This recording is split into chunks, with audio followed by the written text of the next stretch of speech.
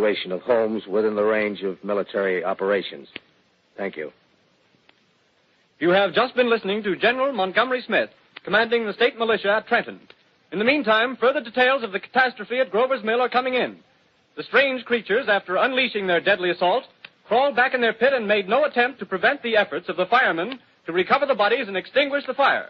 The combined fire departments of Mercer County are fighting the flames which menace the entire countryside. We have been unable to establish any contact with our mobile unit at Grover's Mill, but we hope to be able to return you there at the earliest possible moment. In the meantime, we take you to... Just one moment, please. Ladies and gentlemen, I have just been informed that we have finally established communication with an eyewitness of the tragedy. Professor Pearson has been located at a farmhouse near Grover's Mill, where he has established an emergency observation post. As a scientist, he will give you his explanation of the calamity. The next voice you hear will be that of Professor Pearson, brought to you by direct wire. Professor Pearson. Of the creatures in the rocket cylinder at Grover's Mill, I can give you no authoritative information, either as to their nature, their origin, or their purposes here on Earth. Of their destructive instrument, I might venture some conjectural explanation. For want of a better term, I shall refer to the mysterious weapon as a heat ray. It's all too evident that these creatures have scientific knowledge far in advance of our own. It's my guess that in some way they are able to generate an intense heat in a chamber of practically absolute non-conductivity. This intense heat they project in a parallel beam against any object they choose by means of a polished parabolic mirror of unknown composition, much as the mirror of a lighthouse projects a beam of light. That is my conjecture of the origin of the heat ray. Thank you, Professor Pearson. Ladies and gentlemen, here is a bulletin from Trenton. It is a brief statement informing us that the charred body of Carl Phillips has been identified in a Trenton hospital. Now, here's another bulletin from Washington, D.C. The Office of the Director of the National Red Cross reports 10 units of Red Cross emergency workers have been assigned to the headquarters of the state militia, stationed outside of Grover's Mill, New Jersey. Here's a bulletin from State Police, Princeton Junction. The fires at Grover's Mill and vicinity are now under control. Scouts report all quiet in the pit, and there is no sign of life appearing from the mouth of the cylinder. Now, ladies and gentlemen, we have a special statement from Mr. Harry McDonald, Vice President in charge of operations. We have received a request from the State Militia of Trenton to place at their disposal our entire broadcasting facilities. In view of the gravity of the situation, and believing that radio has a responsibility to serve in the public interest at all times, we are turning over our facilities to the State Militia at Trenton. We take you now to the field headquarters of the state militia near Grover's Mill, New Jersey. This is Captain Lansing of the Signal Corps, attached to the state militia, now engaged in military operations in the vicinity of Grover's Mill. Situation arising from the reported presence of certain individuals of unidentified nature is now under complete control. The cylindrical object, which lies in a pit directly below our position, surrounded on all sides by 8 battalions of infantry, without heavy field pieces, but adequately armed with rifles and machine guns.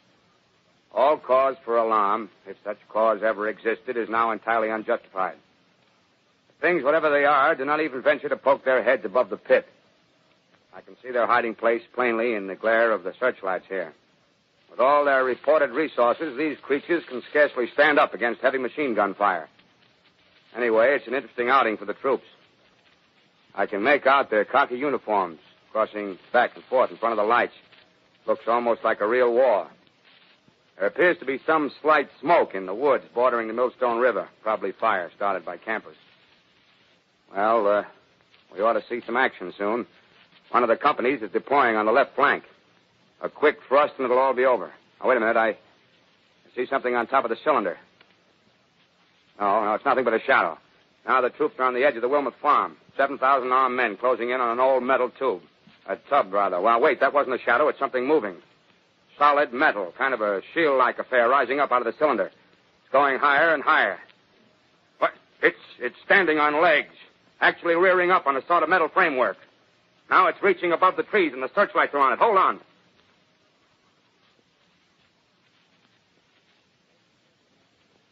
Ladies and gentlemen, I have a grave announcement to make. Incredible as it may seem, both the observations of science and the evidence of our eyes lead to the inescapable assumption that those strange beings who landed in the Jersey farmlands tonight are the vanguard of an invading army from the planet Mars. The battle which took place tonight at Grover Mills has ended in one of the most startling defeats ever suffered by an army in modern times. 7,000 men armed with rifles and machine guns pitted against a single fighting machine of the invaders from Mars. 120 known survivors. The rest strewn over the battle area from Grover's Mill to Plainsboro, crushed and trampled to death under the metal feet of the monster, or burned to cinders by its heat ray. The monster is now in control of the middle section of New Jersey and has effectively cut the state through its center. Communication lines are down from Pennsylvania to the Atlantic Ocean. Railroad tracks are torn and service from New York to Philadelphia discontinued, except routing some of the trains through Allerton and Phoenixville. Highways to the north, south, and west are clogged with frantic human traffic. Police and army reserves are unable to control the mad flight. By morning, the fugitives will have swelled Philadelphia, Camden, and Trenton. It is estimated to twice their normal population. Martial law prevails throughout New Jersey and eastern Pennsylvania. At this time, we take you to Washington for a special broadcast on the national emergency. The Secretary of the Interior. Citizens of the nation, I shall not try to conceal the gravity of the situation that confronts the country, nor the concern of your government in protecting the lives and property of its people. However, I wish to impress upon you, private citizens and public officials, all of you, the urgent need of calm and resourceful action.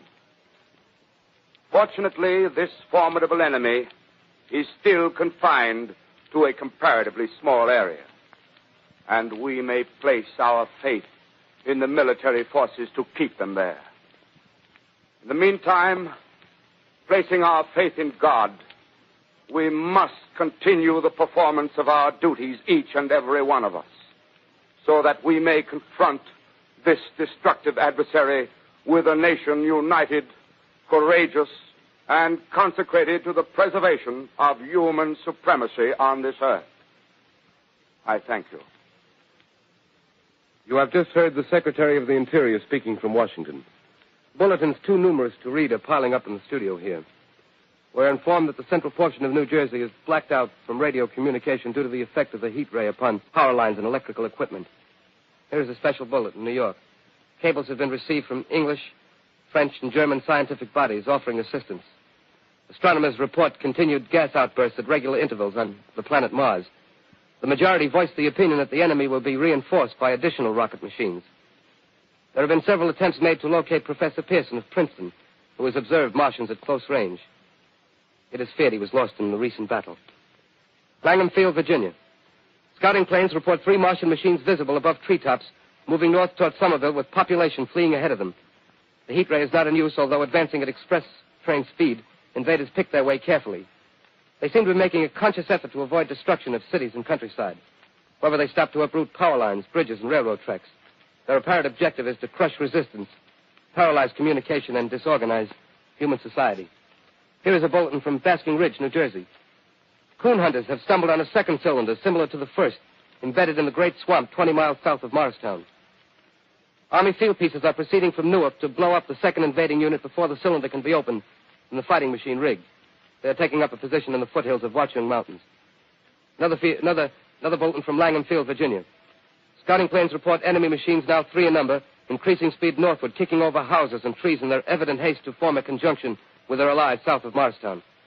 Machines also sighted by telephone operator east of Middlesex within 10 miles of Plainfield. Here's a bulletin from Winston-Field, Long Island. A fleet of Army bombers carrying heavy explosive flying north in pursuit of enemy. Scouting planes act as guides. They keep the speeding enemy in sight. Just a moment, please, ladies and gentlemen. We've run special wires to the artillery line in adjacent villages to give you direct reports in the zone of the advancing enemy. First, we take you to the battery of the 22nd Field Artillery, located in the Watchung Mountains. Range 32 meters. 32 meters. Projection 39 degrees. 39 degrees. Fire.